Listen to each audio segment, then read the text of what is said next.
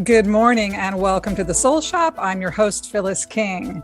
And today my guest is Dr. Gary Salyer, and he is the author of this fabulous book, Safe to Love Again. And so today we're going to talk all things about how we can love again, how we can connect to people, how we can find that soulmate relationship. It seems to be so elusive for a lot of us. So we're going to break that down. We're going to talk about the science of why we're having trouble getting into relationships and a lot of practical steps about how we can make that happen in our lives.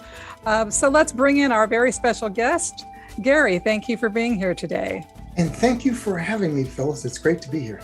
You know, love is so important. I mean, it's really what life is about when you think about it. Even if it's not romantic love, here's the book, of course.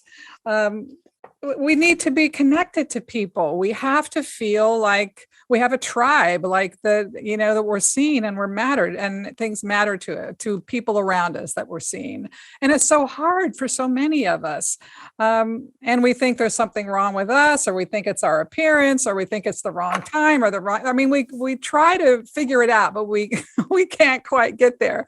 And when I was reading your book, you come up with this theory, and there's a lot of science to back it up about attachment, and you have some very specific things we need to address. But before we go down that road, I mean, is there some part about, we're in a new era? I mean, I think about, it wasn't until the 1950s that we had birth control, essentially. And then the financial structure has changed, that there's more women in the workplace. We don't need that financial contract anymore. And now we're looking for a soulmate. And back in those times, we didn't look for a soulmate. We looked for women at least, to support us. I mean, isn't that one piece of it, and that the culture has changed, or is it really the neurology and our attachment styles? I think it's really the neurology. I mean, it's funny that we've looked at the way women have become more economically viable and independent, right? And they have a more economic role since the 50s. But if you go all the way back, like to hunter-gatherer societies, yes, women were not only raising children, but they were the gatherers. It's been estimated by anthropologists that 80% of the food came from women.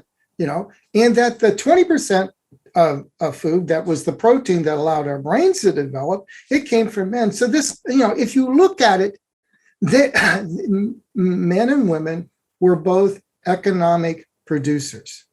The 50s, I think, is the great aberration, and why we've had to fight over it. It messed with where we've been sort of genetically evolved. And in terms of attachment, a baby within hours can recognize faces and will prefer faces to objects. We are hardwired for connection. This is not learned within 2 hours. That's so. And we know that the first thing your brain seeks in terms of safety is connection. Before there's fight and flight, it seeks connection. There's all sorts of ways that love is ingrained into our brains and into our bodies as the necessary ingredient. So why is it so hard for us? Not all of us, but why do we get in these situations where we're doing this, or we're getting hurt, or we're getting disappointed, or we can't seem to connect? What's the issue then? Oh my God, there are so many, Phyllis. All right. But we forget that. One of the things I talked about in the book was, experience is what happens in our brain. What happened is out there, right? I mean, this is an interesting little thing. Whenever you're having an experience, your brain has these little bundles of neurons, or columns in your cortex, and there are six in each one. There's millions of these little things. The bottom 2 are reading what you see, what you hear, and what's going on in your bottom. In your body. The top 2 are going to what's called implicit memory. What the storehouse of all your past knowledge, right? And it's reading that at the same time. And then the middle 2 are putting them together.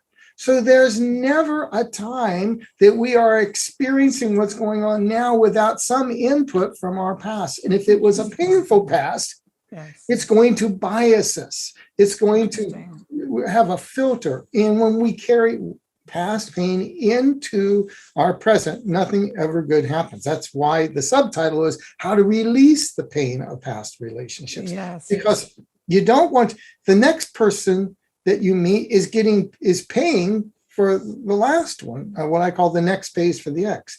Or we get defensive and we filter out all the good things. And this is why people say, oh, there's no good ones out there. No, it's because your brain is sneaking in the past.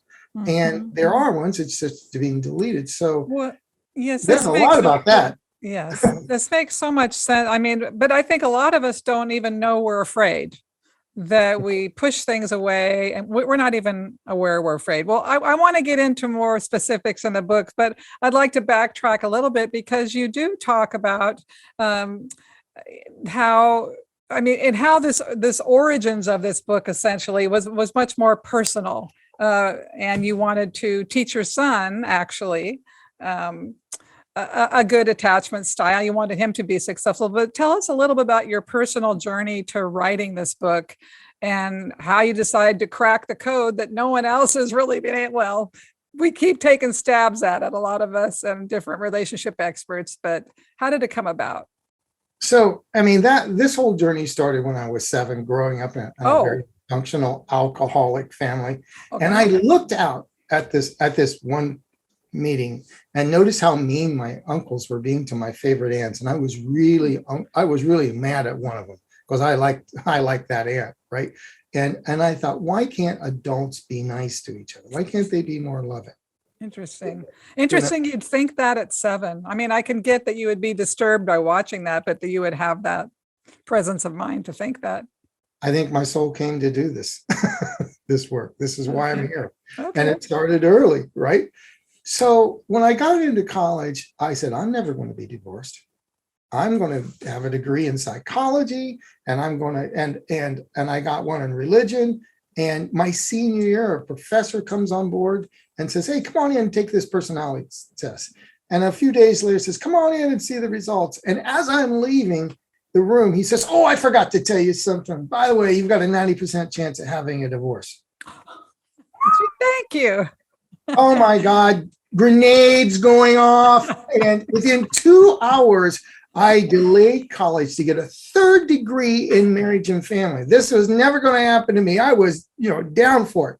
So imagine the shock and surprise and the disappointment when 10 years later, my first wife says, I want a divorce. I thought I'd done everything. So I go and do like 7.5 years of therapy, and I pronounce myself good to go, and I do workshops, and I get married again. And within 4 months, I saw it unraveling, and I'm heartbroken, and I do more therapy. And then I start seeing that there's a pattern. I either create the distance or I find someone who will provide the distance. And after 13 years of therapy and degrees and workshops, I was managing my pain. I had not changed my essential style of relating.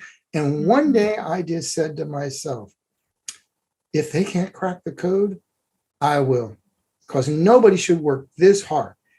Because I wasn't one of those guys that didn't go out and do his work. I did my work, and it still didn't change me. And I said, nobody should work this hard. There's got to be a way to get back all the stuff that got taken away in childhood. I'm not living with this. And I think, and that became my life's calling. Now, did you actually recognize that therapy wasn't solving that particular issue, or you just realized therapy wasn't helping you get anywhere, and then you determined what the issue was? No, it was after several more relationships, and I saw the issue. I had just, and I said, wait a second, there's either I do the distancing or they provide the distance. Distance is always somewhere, and I said, why hasn't this been dealt with? And I'm just managing it. And in terms of my new theory, I eventually figured out why. Way back there a long time ago, And this is like for whatever, our brain learns what equals safe. And when you're with a borderline mother, if you're down in the kitchen, you get thrown against a wall. So what feels better?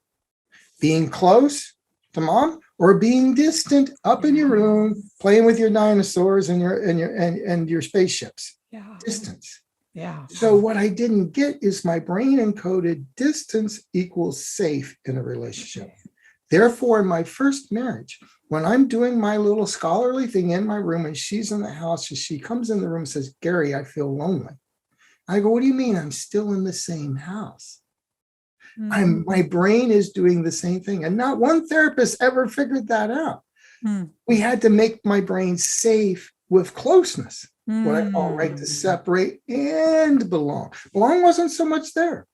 And when I changed, and we're able to start seeing that and changing that, and it's not just knowing it, you've got to change the feelings of safety in your brain and in your body. Then things shifted. But that wasn't that, and that's, Well, stuff. I think that's remarkable. It speaks to your self-awareness and insight and just plain smartness and intelligence, let's call it what it is. But it's remarkable that you saw that correlation so clearly. And then you embarked upon trying to solve it for the rest of us to digest. So we don't know how to be, if we've had this trauma or this distance in our childhood in some form, then that's our comfort level. And then we're somehow attracted to people who reinforce that comfort. But yet then it progresses and that it ends up hurting us even more. Exactly. What we learned early on, the brain never gets up in the morning and says, how can I screw with my master? It just doesn't get up in the morning and say that. At one point, it took the best deal available. There's nothing wrong with your attachment style. At one point, it was the very best deal available. I'm sure that if I had tried to be much closer to my mother at 4 and 5, I might have been seriously hurt or killed even, because she could be very violent. My brain took absolutely the best deal, and it helped me get here. But then later on, what was once functional is now dysfunctional, right? What was sometimes regulating is now dysregulated. And, we have to give our brains credit, and we don't try to force change down its throat, because all this is very precious. But we can go back and offer it a better deal. If we offer it, if we figure out what flavor of safety it was seeking, and then tie it to the better experience we want, it will take that. Fascinating. But if we don't get down to those really deep levels of what equals safety, it will reject. This is why when you go to, a workshop and you say, I'm going to do vision boards and all that, if we haven't worked with the safety, that part of the brain goes, wait a minute, I think the neighbors are up to something here. I love it. Okay. Well, and so in the book, you talk about the 4 feelings of secure love. So we're talking about feelings. How do we retrain the brain? Well, let's talk about these feelings, and then we'll talk about how we actually get the brain to cooperate. Yeah. I began to ask the question. So when I asked the question, I've had some friends that have been married forever, right? I go, what? And one day I said, what separates my brain from their brains that they can have these long-term relationships and I have not, right? and as I did the research, it was interesting how I was led by this. 1 month in December, I did a workshop, and all 22 clients that month asked me a version of the same question. Oh. The universe is throwing it at me. Okay. How could you create a workshop that would give me a secure love style, which is this is what we're talking about, right? To love and be loved in just a weekend. Well, man, that's a tall order. Just 1 weekend, But the question, when it kept coming up, after about the 10th one, I looked up to the universe and said, okay, I'm not that dumb. I'm getting the message. And I said, so how, if I were going to play the game? And I was already asking the question, how would we do that? And my attention went to this famous situation. It's called experiment in attachment. Attachment theory is just the science of how your brain gets wired to love and be loved. And they took 10-month to 18-month-old babies. And in the strange situation, all they did was separate the child from the mother for a couple of minutes. And they also had a stranger play with them.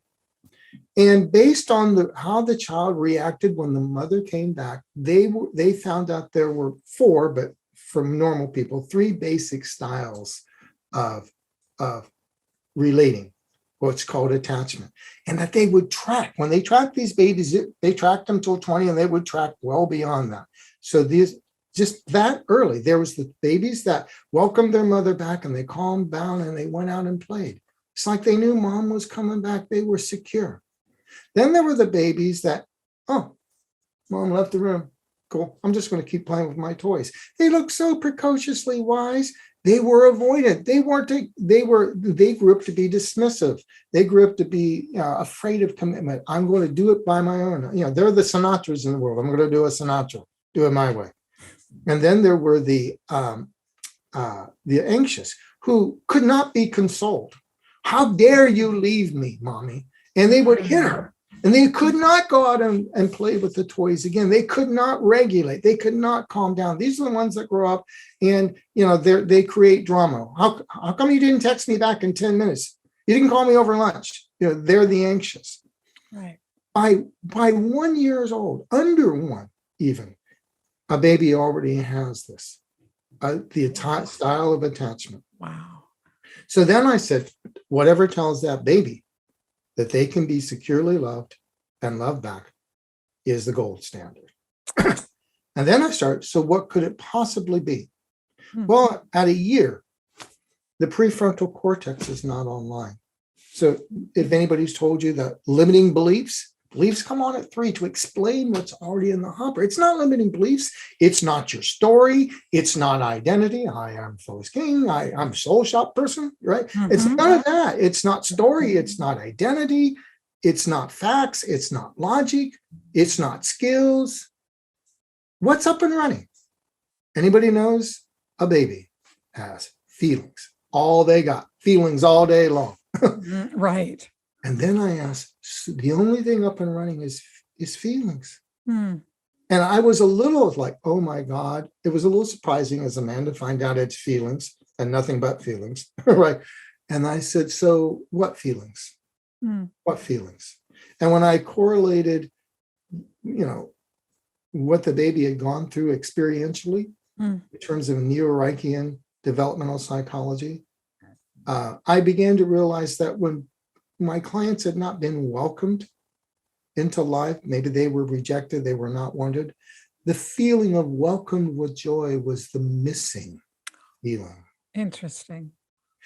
If they didn't have a real good right to have their needs met, their moms and dads weren't all that attentive when they reached out, they wanted to feel worthy and deserving.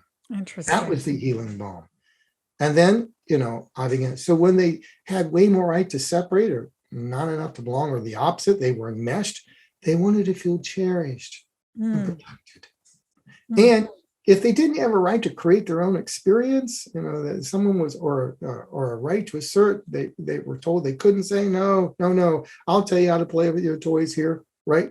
Right. Then they wanted, the healing balm was empowered with choice, some version of that. And when you correlate it, if babies are given the feeling of welcomed and worthy and cherished and empowered, they learn they are lovable. They have a full right to love and be loved. And those feelings track. Think in any adult relationship.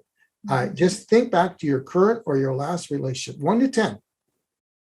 How welcome with joy do you feel? 1 to 10. How worthy? 1 to 10. How cherished? 1 to 10. If you're a man, you may think honored or respected. Okay. And then empowered. And I guarantee you that if one of those feelings is gone, you're thinking, we could work on some things. 2 of them, you're thinking, I wonder what the number of my best friends, therapists, or coaches. And 3 or 4, you're in a toxic relationship. When I explain this to my couples, the women especially get it, and the men eventually get it, that you have to give and receive these four feelings. And whatever skills give the feelings, but you've got to have the feeling to give it. And if we don't feel worthy, we will find a taker, because that's all we have the rights for. If we feel disempowered, we will choose someone who will dominate us, or we will do the honors ourselves and lose ourselves in the relationship. I see. Yep. If you don't feel welcomed, you will not be really good and welcoming with others. And the story I tell about that is, my mother wasn't real good with welcome. Okay. And not as a borderline. Welcome was, her favorite phrase was, "It's hot tongue or cold shoulder. What do you want today?" It's not the most welcoming thing to say to someone. And I had this third grade teacher, Mrs. Brown. I was teacher's pet, and I didn't find this story out until I was in my 20s, and I was speaking at my hometown, and she saw me speaking and told me this. Now, 3 years later, my sister comes through, and she thinks, "Oh my God, I'm getting Gary. I'm getting another Gary." Oh, cool. But she took after my mother, right? Because, she's going to look to mom for her role model. And Mrs. Graham always had this ability to bring in people and guests all the time to help her teach. Like if we were talking about biology and flowers, some florist would come in with flowers. If we were talking about animals, somebody that had the pet shop would come in, right? I mean, there was a constant litany, and there would be a greeter of the day, right? And one day she said to my sister, "You're the greeter." And it was early on. She goes, "Well, what do I do?" She goes, "Well, you just walk over to the door and you open it and you say, 'Welcome in.'" Now, see, but Mrs. Graham ran Welcome with Joy exquisitely. She had that. She was a very secure woman. So 1:30 comes, knock on the door. Mrs. Graham nods to my sister.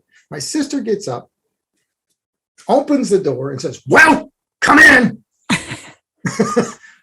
Same skill set, but a little different feeling. Right? Same skill set, but just what I have found is when I'm working with couples, these feelings are so important. You can teach them the skills, but the underlying feeling is going to come through. If they don't feel welcomed, if they don't feel worthy, when you teach them good communication, somehow those tone or whatever, that little bit of criticism is going to get slipped under the door. Because they really can't give worthy, right? Or they will do it in a controlling way, so because they can't give empowered.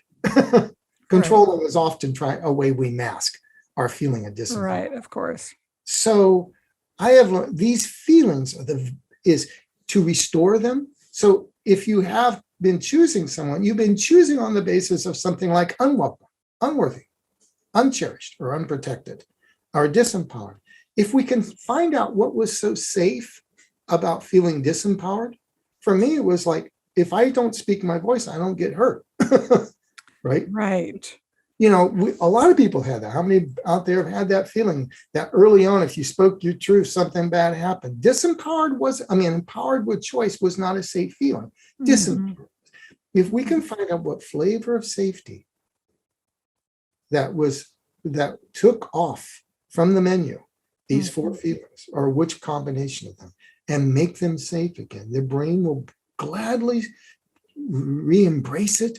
And then you have a full right to choose someone who fully loves you, to show up fully loving, and for them to have a person and a partner that, you have a homecoming in their heart when you come home. So and this is one of the things I love about your book, Safe to Love Again. By the way, where do we find the book? Where's the best place to get it? It's on Amazon. So you just go to Amazon, Safe to Love Again. It's got that nice little balloon. Well, and it's a guide, and there are places you can, the questionnaires and things that help you get to your own answers and understand your own process. So I love that. I love when there's a to-do part in the book, really helps us get to it. Well, Mhm. The world is filled with people who haven't had good upbringings or have had trauma or whatnot. How do we work with people who aren't awakened, or do we just discount that percentage of the population? Or what do we do when we're awakened to the idea of attachment theory, but a whole bunch of people in the world are not? How can we work with these people? Because, is there an answer for that? Or do we just keep trying to adjust our attraction mechanism to be attracted to something different? We all have our own journeys, right? I know that there's a lot of people that are kind of running these bad feelings, and they have an aggrieved identity, right? And man, they're really, they're running grievances. But in my own life, there's two things I know is that I try to give I want to groove my brain to always give it an experience. The more, if I start saying, oh, they're not being very nice, I'm going to give this an unwelcome or unworthy. That act will train my brain, whatever fires the other wires together. I'm grooving my brain to be that way, and then I'll be that way with someone more important that I love. So no matter what I do, whether I'm at Ace Hardware or Whole Foods, I try to give at least the first two feelings: welcome with joy and worthy. I will say thank you. I will, if someone's begging, I'll say thank you, Pam, for bagging my clothes. Or give me my clothes at the Ace Hardware. There's a cleaner and all that stuff that there. I pick up stuff. I always try to give those feelings. And one of the things that we don't want to do is get aggrieved ourselves. There's a lot of people that will give us these feelings, but when you're running them, they don't land with the same sort of pain and hurt. Like a lot of times singles will come to me and say, I can't stand internet dating because there's so many games out there and they feel so unworthy when they get ghosted. And what I tell people is when you're running low on worthy and someone ghosts you, that really hurts. It's like if you only have $100 in your bank account and someone takes out 25, that hurts. However, if you have a full tank of worthiness, like you were born and you were born worthy, right? Then, and you have $25,000 in your bank account, $25 is no big deal. Right. So these feelings allow us to have more resiliency in the world, in a dating world, in our relationships. If we are feeling welcomed and worthy and cherished and empowered, all couples will have their moments, right? 70% of the time, we know from research, couples are in a state of disrepair of some type, right? Yeah, that's 70%? True. Yeah, that we're not totally tuned into each other, right? Okay. Right? And if you've got a whole full tank, you can go through that and go, oh, we'll get through that. We'll just get through that. You have relationship confidence. You know that, but when you're feeling really unworthy and there is that moment of disconnect that happens all the time in relationships, it feels like a knife going through your heart versus just a little pinprick. I see. So restoring, and then that, if we don't feel welcomed or worthy, any little thing, maybe just being human disconnection has this huge pain that it creates in us. And this is what creates the flare-ups that create the arguments that then create the breakups. And then we say, see, I really am unworthy. It's the feeling that's driving. It's the feeling. It could have been disempowered. I knew I'd be disempowered, right? These feelings allow us to calm down. I mean, the next book I'm writing, it's called Safe to Stay in Love. I just started it. One of my major themes is love needs a calm brain. When you can feel, not just know, but you can feel in your bones, I am welcomed and worthy and cherished and empowered. You not only choose better, you relate better, and you have resilience to go through the normals, ups and downs of relationships. The reason relationships fail is because we're so close to the edge with low amount of feelings that we react so deeply and so hurtly, that's a word, right? That it creates the very thing that we don't want, which is another. Right. Just reinforcing what we already believe is true. So whether we haven't been in a relationship for 5, 10, 20 years, I mean, that's a specific instance, actually. Let's talk about that for a minute, because I talk to people who haven't been in relationships a very long time. Yes. Is that safety again? Is this what we're talking about? And unworthiness, and it's so reinforced and we're just paralyzed? Or is there a way to generalize that particular scenario? You know, I have had clients who have been out of relationship for 20 or 30 years. Now, when we know that our brain was hardwired for connection, we were born worthy. We were born, ready to feel welcomed and worthy and cherished. I guarantee you, with all of them, they've had something in childhood, or perhaps later in life. Sometimes that does it. We've had a really bad marriage that can do it. And they got so hurt that some part is trying to keep them safe. And what I do know is I can still remember a woman who had been married and then divorced, and she had been out of relationships 10 or 15 years. And she had heard me speaking, and she came to me in the first session. And since her divorce, she'd been in, well, actually, there had been a big, hairy affair that really hurt her, right? And then she made the story, all men are overgeneralized, right? Right. And we've all been there. All, men sometimes say all women are. And she says, my story with men is killing me. I'm so jaded, I can't stand myself. And I can't find a relationship. Help me change my story. And she was very specific. She wanted a really secure guy that was a Harley guy. But most Harley guys, she said, aren't exactly faithful. So that was her story, at least. And we worked on it and gave her back these 4 feelings. And about 6 months later, she finds some really cool, secure guy. And guess what? He's running a Harley. That's a beautiful story. So when we get to the bottom of our attachment style and the 4 feelings that are outlined in the book, and the book has a guide, by the way, especially for you folks who are listening in, it does help us identify it. But it's not automatic, though, is it? I mean, for you, how did your process work? Not that you're the template, but you discovered, or sort of birthed this idea in a new way. How long did it take you to get on track? Because you had a rough time. Well, I was the founder of this thing. So exactly. One of the things is I can get, it took me years to figure this thing out, right? With research and then working with my own clients and being very astute with it. I wish I had been around for myself years ago. I could have gotten it done. You could, in 6 months to a year, you can really do a lot if you know what you're doing. You don't have to spend years.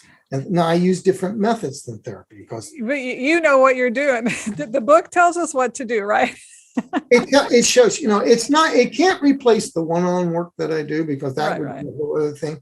But what I have heard from people, it's been eye-opening and life-changing, because I take these 4 feelings, right, and then I track them into how they show up in adult relationships. Oh, and that becomes the eye-opening moment. Oh, I'm doing this in a relationship because I don't feel worthy, or I don't feel cherished, or I don't feel empowered. Right. And then I talk a lot in the book about the we, that in all great relationships, there's a we. And for a lot of women, it's like, oh my God, that's the case. I've had therapists reach out and go, what told you to talk about the we? And I've almost wanted to say, what told you not to? It's sort of, pretty rather apparent. All right. So talk a minute about some of the offerings you have to help people. You do the one-on-one, you do groups, you speak, you're kind of doing everything to get the word out to help people connect. What are you doing currently, and what's available? So I have one-on-one work. That's true. And I'm going to have I'm going to offer my first online program a second time, I think sometime in the end of January or and February. What's that going to be? It's called Open for Love. From hurting to healthy relationships. And is Yes. this going to be on the everything we're talking about here today, the four feelings and attachment and how Yes. to turn that around for? Okay, great. Yes.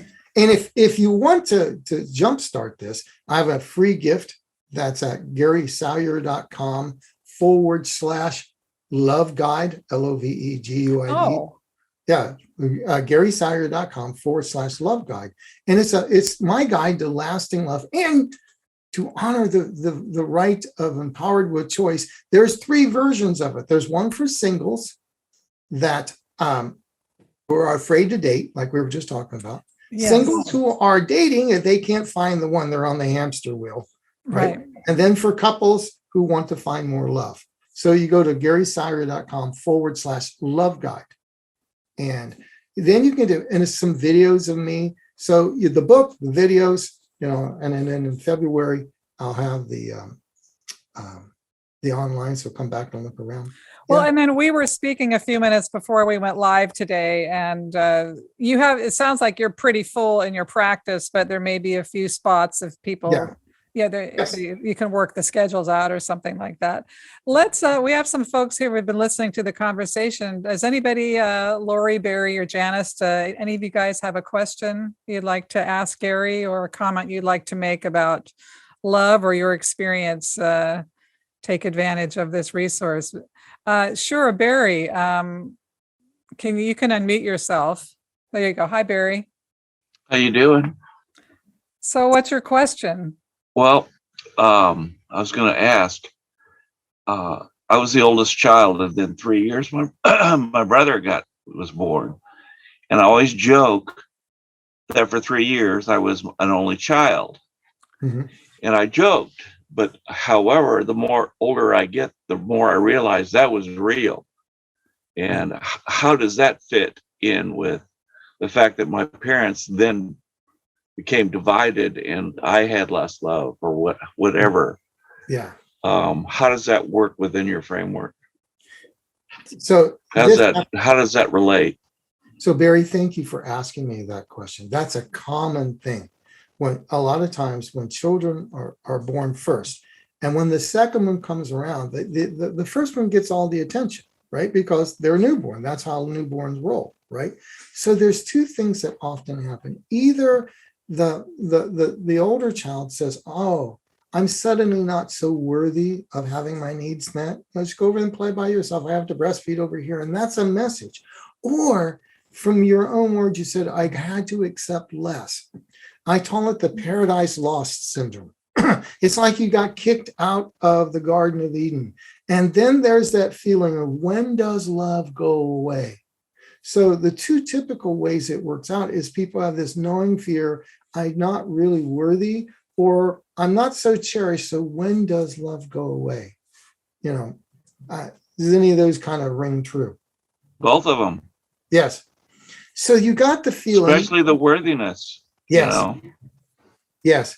So that feeling, and when a little 2 or 3-year-old, if he says, "Oh, that's the situation," then he's powerless to do anything about it. So the power place is to say, something's wrong with me. I can do something about that. So I'm not so worthy. But of course, that short-term solution to feel empowered creates a long-term. It's restoring the feeling you were worthy. Your mom and your dad were doing the best they could, but you were born worthy to have your needs met. And it's, and at one point in time, finding out what flavor of safety your brain needs so you can feel, back here in the back of your brain and in your body, I am worthy to reach out and have my needs. And I am worthy for love to stay. I mean, that's what I say in the book. Everyone deserves a love to last. And a lot of people got that feeling if it was a divorce or, and we now know that, the Doctors Guild for the Pediatricians, American Pediatric Association, it is now asking parents to space not every 2 years, but every 4 years. Because of this very thing, we've learned over the last 40 years that after 2 years, that child is a little young to be weaned, and at 4, more likely. And so it's just know that you were born to feel worthy, and that feeling you came by naturally, but you can swap it out. It's about really, Yes. it's been the feeling of unworthiness that's been driving the boat. Does that feel about right, Barry? Oh yeah. Yeah. 70 years worth. Yes. And then there's so much in life, Barry, that tells us we're not worthy. It's in the social media when we have to look perfect, all the expectations of society. And you were born worthy. Think of any little 1-year-old. What little 1-year-old child isn't worthy to have their needs met? Yeah. They all are, right? Yeah. Yeah. So the book, by the way, Safe to Love Again, Amazon. Also, you can find Gary on social media, Facebook, and we're friends now, and we're connected on LinkedIn too, and probably Instagram and everywhere else, but you can find him there. It's Salyer, Salyer. Thanks, Barry, for that question. Thank you. Lori or Janice, is there anything you'd like to say or ask before we kind of wind it down here a bit? Not seeing let me see. I'm just going to real quick because I know sometimes we can't. Janice, if you want to have a question. No, it's all kind of overwhelming. I'm just trying to absorb what he's saying relative to my own experience, and it's like, I don't know. It's that the thing I was thinking is that people change. You have one set of experiences initially, and then over time you may have that welcoming, the accepted, etc., the 4 criteria, but then over time, for whatever reason, those elements in the relationship go away, and I don't know if there's some magic incantation to restore that when something that was in place that is now lost. Yeah. So, Janice, are you in a relationship where some of these feelings aren't there? Is that what you're saying? Not at this point, but I mean, I'm not sure, but I have been in the past, definitely. Well, and that's painful, and I can understand how that would feel very, very overwhelming, Janice, because Yes. We do not live in a society that's kind of relationally supportive, right? And this is why. And when I'm dealing with couples, there's 2 things I'm working on. For them to give and receive and to track in little moments how welcoming, how worthy, how cherished, how empowered. I mean, once I was working on a retreat, and I was writing a manual, and I got 8 days away, and I had promised these couples a 100-page thing, and I had to write it up in 8 days. And this was, I don't know, many years ago. Towards the beginning of my work. And I remember I still had the 4 feelings. I was working with it. And my girlfriend called me at the time and said, can we talk? And I go, I've got to write this section up. And then she called again. I got to write this section. And then she called again. Then she called again. And she goes, I don't feel very welcome with joy, Dr. Salyer. And I realized that she was right. I hadn't done that. You've got to be. And I said, you're absolutely right. She goes, I know I'm right. And for the next 20 minutes, I just listened. And I said, so how do you feel? What can I do to make you feel more welcomed and worthy? She goes, I need 20 minutes from you. You've got it, baby. You've got it. Now, in these little moments, Janice, I teach clients, this is the repair process where sometimes we inevitably give each other, but it's tracking them and letting them be your GPS. If couples are tracking those feelings from the beginning, and then you can ask, and if your partner says, honey, how are you feeling about the relationship this week? You go, well, I didn't feel very welcome with joy when you kept looking at your cell phone. Then they could say, oh, I'm sorry. What else are you feeling? And so what would help that? If you're making these sort of adjustments, Janice, the relationship tends to stay more positive. This is what we're not teaching each other. It does require that the person we're with, we have to have a common language though, don't we? We both have to understand what we're working with. I know that was something I was kind of alluding to earlier, that there's a lot of people who don't have this language. They don't have this awareness. Seems like that's a small group. Is that false, what I'm saying, that it's a small group of people who can, and that's why you're trying to sell your book more? It is about being I'm more and more like the world. But it is, you're right. There's not as many people, but we've got to start somewhere. And we do need two people to understand what it takes to make a great relationship, and they're committed. When they fail, how did we fail? How can I do better? I'm sorry I gave you that feeling. How can I do better? Yeah. Relationships take work. Make no mistake about it. And in my new book, the first paragraph, I'm talking about all the couples that came to me during COVID, and my opening line is, even though these couples loved one another, none of them knew how to make love last. Mm-hmm. We've got to get the word out. There's a relational mindset that we have to be. I have to track. And love happens in 6-second moments. It's not these big things. It's little 6-second moments when you are looking at this and you miss her talking about dealing with her mom or dad or the kids.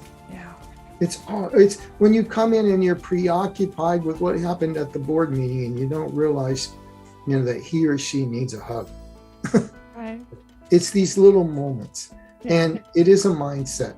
And Janice, whatever went away, you have a right to find someone who does have that relational mindset. And and I think I'm telling men they need to do more work on themselves, because women are out there. They've been doing workshops for the last 20, 30, 40 years, and they're ahead of us. But there are good men out there that want to be in a good relationship. It's about getting yourself ready and relational, and then using these rights as your GPS. Just notice, if when that person is creating a we with you, when they make you feel welcomed, worthy, cherished, and empowered. I once had, I was talking to somebody, and they may say, I want a high value mate. And it isn't about being high value, it's about being highly valued. Right. Thank you for that. Thank you. So when you use the feelings, if you read the book and read the feelings and see the patterns that go with it, I think you'll be able to pick and create a lot better, Janice. And that's what I really loved about the book. It really took us through a process and gave us specific tasks that we could put our arms around. And there's a lot of truth in this book. Truth has a way of sitting in our system that makes us, even if we don't fully grasp it, understand it, it sits in a way that we go, yeah, there's something very real and authentic here. And that was my sense about the book. What have I missed? What do we need to say about the book and the process that hasn't been said? Well, there's two things. One is you were born worthy. You don't have to do anything to deserve it. There's an epidemic of unworthiness out there. I mean, the book does, and we're talking about the big picture here, 4 feelings, but in the book it gets, I break it down to brass tacks, relationship brass tacks. So you go, oh, there's that feeling. There's how it works out. Oh, that's how, if I didn't feel so cherished, then I always want to do my own thing in a relationship and I don't really want to create a we. Oh, that's how not so cherished works out. And this can be a road guide, a roadmap. But I want you to know it's your birthright to reclaim them. Your brain is always capable of changing. You're never too old to change, and you deserve to have real love. That's the bottom line. You were born that way, so reclaim it. So I love that you said it's never too old to change, because one tends to think or believe that because the neural pathways are solidified that it is hard to change. But you're basically saying we can. We can. And you're living proof. I am living proof. And it's the neuroplasticity is there for a lifetime. We have to be adaptable. We do. And if we can adapt wrongly, we can adapt rightly. That's the good thing. Well, Dr. Gary Salyer, the book is Safe to Love Again. It's a great read, a great workbook. Pick it up on Amazon. Visit his website, drgarysalyer.com. And you're on Facebook. You're all over social media, and there's a lot of stuff going on. So I hope people will reach out and digest this wonderful information. And thank you so very much for being here today. Thank you, Phyllis. Thank you.